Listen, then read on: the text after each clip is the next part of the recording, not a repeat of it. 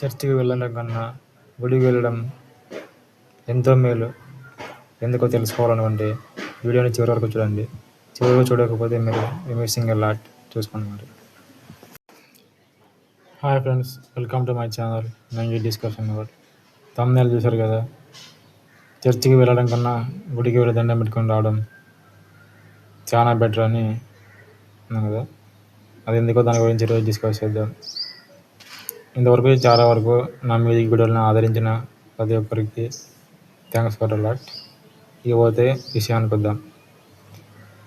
ఎందుకంటే చర్చ్ అనేది నాకు సోదిగా అనిపిస్తుంది ఈ మధ్యకాలంలో.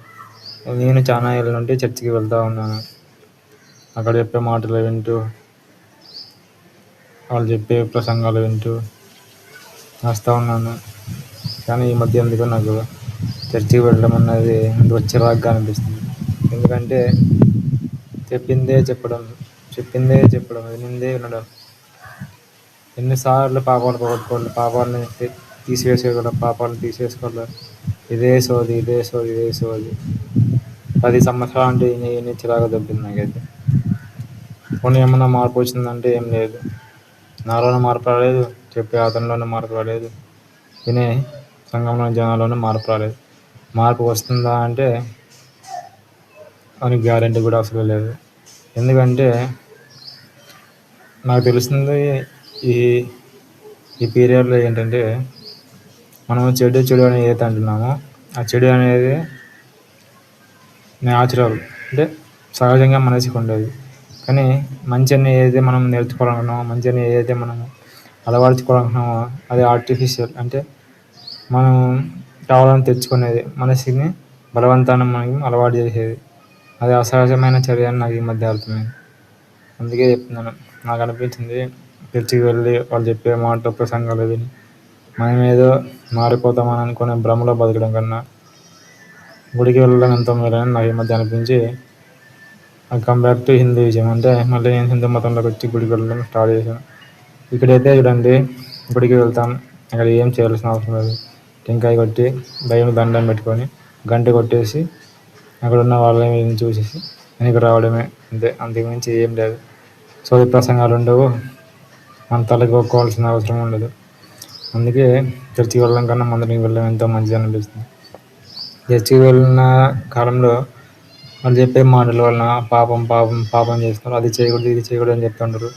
కానీ మనిషి అనేవాడు చేసేవే అని అవే పనులు, అవి తప్పని నేను అనుకోవట్లేదు. అవి సహజమైన చర్యల వాళ్ళు అణిచిపెట్టాలని వాగ్దానాలు చేస్తూ ఉంటారు, అణిచిపెట్టాలని ప్రసంగాలు చేస్తూ ఉంటారు. దాన్ని అణుచుకొని ధోరణి మనం అలవాటు చేసినప్పుడు మన మెదడు పైన ఎంతో ఒత్తిడి పడుతుంది. ఆ ఒత్తిడి అనేది భరించడం చాలా కష్టం.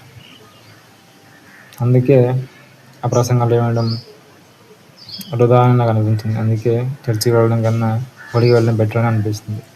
అందుకే నేను చర్చిని అదేసి మరలా గుడికి వెళ్ళడం స్టార్ట్ చేశాను. ఇకపోతే చర్చిలలో ఉండేవాళ్ళు చెప్పేవన్నీ నీతి బోధులు, కానీ వాస్తవంలో ఎవరు పాటించడు. ఎందుకో మళ్ళీ దేవుడు రక్షిస్తాడు అంటాడు, కానీ ఏం రక్షిస్తాడో నాకేదైనా అర్థం కావట్లేదు. కొన్ని జరగచ్చు, కానీ ఒకవేళ దేవుడు యేసుక్రీస్తు ఉంటే, నిజంగా ఉంటే, శక్తివంతుడుగా ఉంటే మంచివాడు అయిండొచ్చు. కానీ ఆయన ఆరాధించే ఈ క్రైస్తవులు మాత్రం మంచివాళ్ళు కాదు. ఎందుకంటే నేను ప్రత్యక్షంగా 10-12 సంవత్సరాలు క్రైస్తవంలో ఉండి చెప్తున్న మాట ఇది. నేను ఒక అతన్ని అడిగాను, పాస్టర్ గారిని. మా ఇంటి పక్కన ఆమె చాపల మధ్య కొట్టుమిట్టాడుతూ ఉంది. సార్, మీరు ఏమైనా ఆమెకి హెల్ప్ చేయగలిగితే చేయండి సార్ అని నేను అడిగితే, ఆయన నా మొబైల్ తీసుకొని ఆయన యూట్యూబ్ ఛానల్ నా మొబైల్లో సబ్స్క్రైబ్ చేయడం పని మీద ఉన్నాడు, కానీ నేను చెప్పిన మాటని అయితే ఎంత మాత్రం పట్టించుకోలేదు. ఇలా ఉంటుందేమో క్రైస్తవం అనిపించింది. ఇంకా చెప్పాలంటే చాలా విషయాలు ఉన్నాయి. ముఖ్యంగా నాకు అనిపించింది ఏంటంటే, చర్చికి వెళ్ళి వాళ్ళ ప్రసంగాలు వినే సోది వినే అంత చిరాకు ఏది లేదని నాకు అనిపించింది. అందుకే చర్చికి వెళ్ళడం అనేసి తర్వాత మన హిందూ మతంలోకి, మన గుడికి వెళ్ళడం స్టార్ట్ చేసింది. నా అభిప్రాయాలపై కామెంట్ చేయండి.